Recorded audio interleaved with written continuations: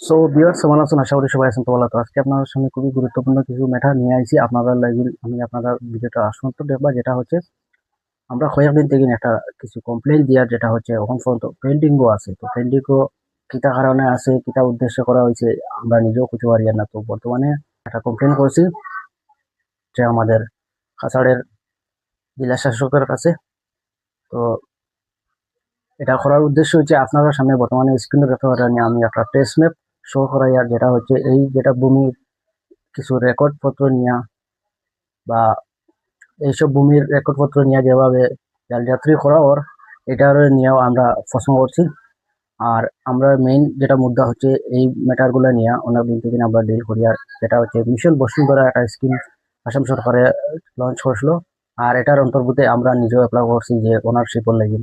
তো এটা ওনারশিপর লাগিন অনেকদিন তার কাছে পেন্ডিং থাকার সত্ত্বে, মানে তার কাছ থেকে আমরা বারবার যাওয়ার সত্ত্বে তারা কইছে এটারে ওনারশিপ আপনারা দেওয়া হইব, কিন্তু এটার মধ্যে চার্জেস লাগবে, যেটা হচ্ছে 1,95,000 টাকা। তো 1,95,000 টাকা যখন আমরা তারা পেইড করছি, তারপরে এটা গিয়ে তারা সার্ভে করছে, মানে কিছু এলার স্টাফে গিয়ে সার্ভে করছে।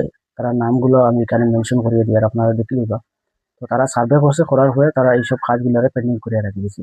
হইতেছে মানে তারা কোনো পাত্তা দেয় না এবং পুরো ডিলে করিয়া সব কিছু রাখি দিচ্ছে। তো এর মাঝখানে গিয়া কিছু ওনার বাড়িয়ে গেছে, যেটা ওনার আপনারা স্ক্রিনের মধ্যে আমি নাম দিয়ার, তারা ওনার বলিয়া তারা মানে আমরা কেস করছে যে তারা এইসব সম্পত্তির ওনার। তো তারা যে সময় কেস খালি সাবমিট করছে করিও তারা কেস ফলাইয়া মানে বাগিয়ে গেছে, কেসের কোনো তারা লগ নাই, কোনো কথাও নাই। মানে তারা জাল যাত্রী কাগজ লিয়ে আইয়া তারা আমরা কেস করছে করিয়া, মানে তারা কেস ফলাইয়া বাগছে। তো আমরা যেটা হোক আমরা কেস এর কারণে আমরা এই কেস গুলারে পুরো মুভ করিয়া গেছি।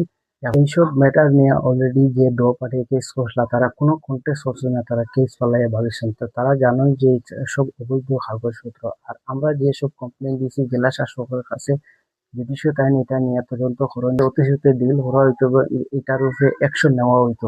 আর জেলা শাসকের জুডিশিয়াল এটারে পেন্ডিং গো ফালাইয়া জুডিশিয়াল রাখি দেন, তাহলে এর দায় টাইম নিজে থাকবা, মানে কোর্টে ড্রপ করিয়া রাখি দিছে।